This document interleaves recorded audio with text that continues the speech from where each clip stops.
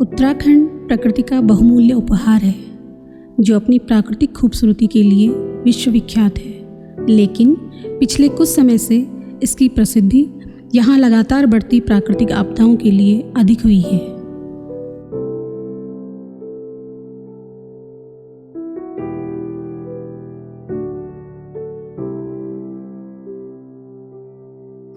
उत्तराखंड हिमालय की गोद में बसा हुआ एक खूबसूरत सा पहाड़ी राज्य जो अपनी प्राकृतिक सुंदरता के कारण पूरे विश्व भर में चर्चा का केंद्र बना हुआ है।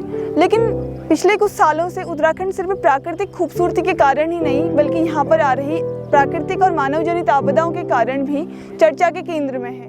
कुछ न कमाई हो पा रही है, न कुछ खिला पा रहे हैं, क्या करें अब बताओ तो। अब ये लोग तो बड़ी बड़ी बिल्डिंगें बना दे रहे हुए। हाँ, बिल्डिंग बनाने के चक्कर में ये लोग इतने पेड़ जला दे रहे। अब ये कोई बात हुई बताओ। अब चलो तुम बिल्डिंग बना रहे हो, बिल्डिंग भी हद तक बनाओ ना जितनी बननी चाहिए पहाड़ों में। अब तुम बड़ी बड़ी बिल्डिंगें खड़ी कर दे रहे हो और उसके नाम पे तुम एक पेड़ नहीं लगा दे रहे हो। इसमें तो तब आपदा तो आएगी आएगी। पेड़ तो सब काट दिए हैं, सब काट दिए, लगा कौन रहा है? हाँ फिर पेड़ भी सब काट दिए हैं। अब वहाँ देखो वो वहाँ एक गांव में पूरा वो डैम बना दिया है। जो वो वीडियो देखी तुमने, पूरे घर में पूरा पानी आ गया ठहरा, वहाँ पे ऐसे भाग रहे हुए ना लोग, पहाड़ का रास्ता हुआ। अब वो डैम बनाया ना, वो गांव पूरा डूब गया। अब वो बेचारे उनको दे भी दिया है ना कहीं पर। तो अब देख रहे हो उनका कितनी जमीन ठहरी। अब हम ही है अपना घर बार यहाँ पर वो करेंगे। अब ऐसे हम छोड़ के कैसे छोड़ सकते हैं ना। पूर्वजों की जमीन में, हमारी पूर्वजों की जमीन है, कितनी परेशानी हुई सबको। तभी तो कह रही हूँ, सब कहीं आपदा, कहीं कुछ, कहीं देख रहे हो सब ये कटान की वजह से हो रहा है ना। ये बुलडोजर चला दे रहे हैं, जहाँ खुदाई कर दे रहे हैं, बुलडोजर चला रहे हैं। और ये वैसे भी तो तोड़ रहे हैं चट्टानों को, चट्टान हिल जाने वाले हुए। फिर छोटे छोटे बच्चे वहाँ आप लोगों को हवाले करेंगे। हमारा गांव घर बसा रहे वो ठीक है, ठीक है। आज हमारे घर नहीं रहेगा, हम कहाँ जाएंगे फिर घर छोड़, ये शादी पार्टी छोड़ के। भूखे प्यासे कहाँ रखेंगे हम बच्चों को।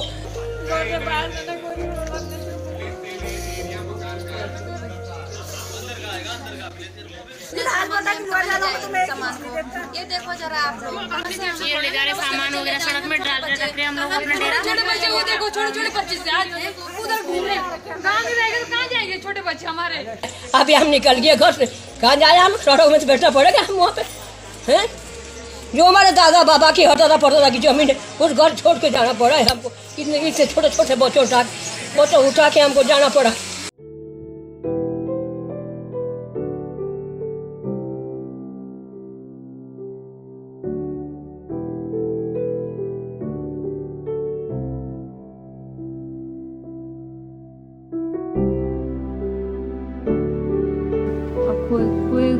कोई तो इंतजाम इसका करना ही चाहिए यार। इसमें ना तभी तो सोचना ही चाहिए, कोई ऐसा जानकार हो जो इसके बारे में बताए ना। फिर हम नहीं सोचेंगे हम क्या। अब हम तभी तो कहते, हमने तो रोज ही ऐसी कभी गाय चराई, कभी गाय भैंस पाले, कभी खेती बाड़ी की, कभी बच्चे वाले, इसी में हुए हम। अब क्या करें, हमारे दिमाग में क्या आता है। अब आजकल तो इतने जानकार हो गए, पढ़े लिखे बच्चे हो गए, कुछ इस बारे में सोचते ना, कुछ कहते तो सही। हाँ, फिर शुद्ध हवा मिलती है, शुद्ध हवा। लोग बाहर से घूमने के लिए आते हैं। देवभूमि कहने वाले। यदि हम साल 2013 में देखें तो केदारनाथ में आई हुई हिमालयन सुनामी जिसने हजारों और लाखों लोगों को प्रभावित किया, ये सब सवाल उत्तराखंड की चिंता का विषय हैं। क्या हम अंदाजा लगा सकते हैं कि प्रतिवर्ष आने वाली इन प्राकृतिक और मानव जनित आपदाओं के कारण उत्तराखंड और यहाँ का लोक जीवन कितना अधिक प्रभावित हो रहा है? उत्तराखंड में 16 एवं 17 जून को आई भीषण त्रासदी में सैकड़ों लोगों की जान चली गई तथा हजारों की संख्या में लोग लापता हो गए। यह त्रासदी किस प्रकार हुई होगी, इसी का काल्पनिक एनिमेशन यहाँ दिखाने का प्रयास किया गया है।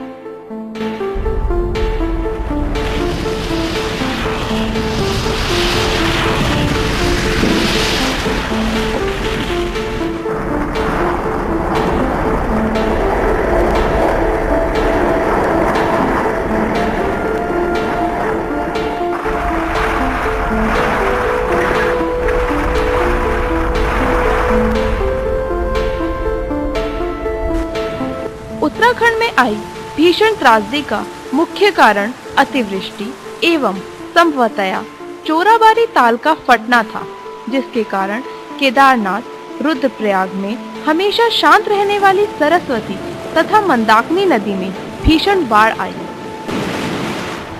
सन 2021 में 7 फरवरी को रैणी नामक गांव में हुई एक आपदा, जिसमें लगभग 200 से अधिक लोगों की जानें चली गई हैं, और उसके अलावा 17, 18, 19 अक्टूबर को हुई भीषण बारिश के कारण अधिक से अधिक मात्रा में जान माल का नुकसान हुआ है। ये सब सवाल उत्तराखंड की चिंता का विषय हैं। क्या हम अंदाज़ा लगा सकते हैं कि प्रतिवर्ष आने वाली इन प्राकृतिक और मानव जनित आपदाओं के कारण उत्तराखंड और यहाँ का लोक जीवन कितना अधिक प्रभावित हो रहा है?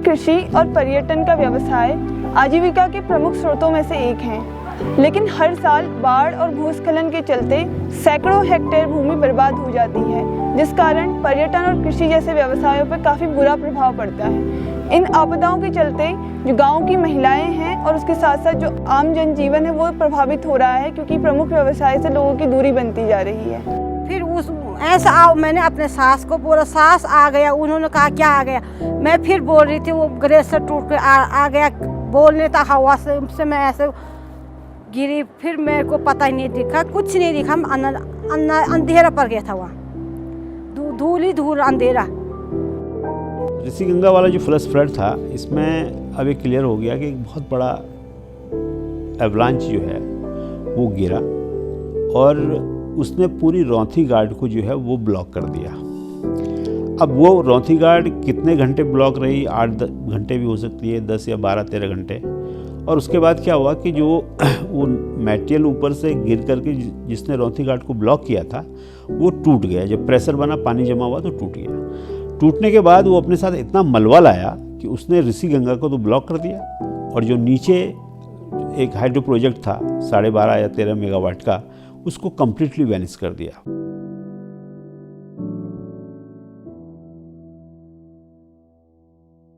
उत्तराखंड में बीते कुछ दशकों में भूस्खलन और असमय अतिवृष्टि की आपदाओं में बढ़ोतरी हुई है। इस कारण लोगों का सामान्य जनजीवन प्रभावित हो रहा है। ये दर्द ऐसे समझा जा सकता है कि आपदाओं के दौरान सड़कें और मार्ग टूट जाते हैं, जिस वजह से गर्भवती महिलाएं प्रसव पीड़ा के दौरान समय से अस्पताल भी नहीं पहुंच पाती, और दुर्भाग्यपूर्ण उनमें से कईयों की जानें भी चली जाती हैं। अगर हम वैज्ञानिकों की माने तो उनका यह कहना है कि उत्तराखंड में अनियोजित विकास कार्यों पर रोक लगाई जाए और जनमत को लेते हुए विकास कार्यों पर काम किया जाए। आपदा हम सभी को पता है, इससे पहले आजकल थोड़ी मात्रा बढ़ चुकी है आपदा की। पहले इतनी नहीं हुआ करती थी। इसकी वजह कहीं ना कहीं हम भी जिम्मेदार हैं। नेचर तो जैसा चल रहा है वो चलते रहेगा। पहाड़ों में आग लगना, ज़रूरत से ज़्यादा कंस्ट्रक्शन होना पहाड़ों में, पहाड़ों की भूमि थोड़ी पहले हम सब ने देखा था कि सब्बलों का यूज़ हुआ करता था कटान के लिए। आजकल बड़े बड़े बुलडोजर, जेसीबी और भी बहुत सारी मशीनें होती हैं, जो जैसे टीबीएम एक होती है मशीन, वो सब पहाड़ों को हिला दे रही हैं। एक दूसरे से कनेक्टिविटी चाहिए पहाड़ों को भी। जब मिट्टी एक दूसरे से मिले रहेंगी, वो कमज़ोर हो जा रही हैं तो लैंडस्लाइड, हमारी भी गलतियां हैं। हम प्लास्टिक्स को ले जाते हैं, पहाड़ों में छोड़ देते हैं, उसकी वजह से ग्लेशियर्स में काफ़ी फ़र्क पड़ता है। एवलांच जैसी चीज़ें आती हैं। अभी हाल फिलहाल में एक ग्लेशियर टूटने की वजह से हमारे बांध को बहुत नुकसान हुआ, बहुत लोगों की मौत भी हुई। अब जैसे केदारनाथ की आपदा आई हुई थी, उसमें अगर हम थोड़ा पहले से अवेयर रहते कि हाँ ऊपर एक लेक है, हो सकता है इसका बांध कभी टूटे और नीचे पानी आ जाए, तो हम उसको कहीं डाइवर्ट कर सकते थे। बट जैसे सॉइल स्टेबलाइज कर दी गई, प्लास्टिक मिला के, काफ़ी ज़्यादा प्लास्टिक वेस्ट भी है यहाँ उत्तराखंड में जब यात्रा के टाइम पे, तो उस प्लास्टिक का यूज़ करके हम सॉइल स्टेबलाइज कर सकते हैं, उसमें बिल्डिंग बना सकते हैं, तो हमारी स्ट्रेंथ बढ़ जाएगी सॉइल की। सड़क निर्माण, खनन और जंगलों के कटान जैसे निर्माण कार्य अनियोजित विकास कार्यों के प्रमाण हैं।